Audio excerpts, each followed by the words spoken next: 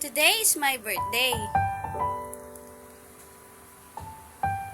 Una sa lahat, nagpapasalamat ako sa Panginoon sa panibagong taon na pinagkaloob niya sa akin, sa lahat ng mga biyaya na pinagkakaloob niya sa akin, bagamat, lagi tayong nakakagawa ng kasalanan, pagkukulang sa Panginoon, pero hindi niya tayo pinapabayaan. Sa loob ng isang taon, sa pagprotekta niya sa akin, sa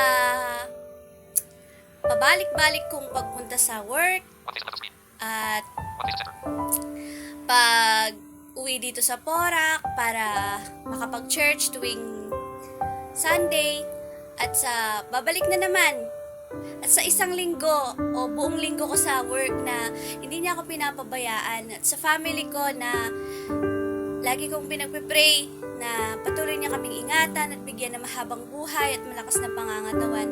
Maraming salamat din po sa mga kaibigan na nakikilala ko dito sa TikTok at sa iba pang mga platforms. Salamat po sa Panginoon sa lahat ng mga panalangin na sinasagot niya. Salamat din po sa mga hindi niya pa sinasagot na panalangin. Alam ko po na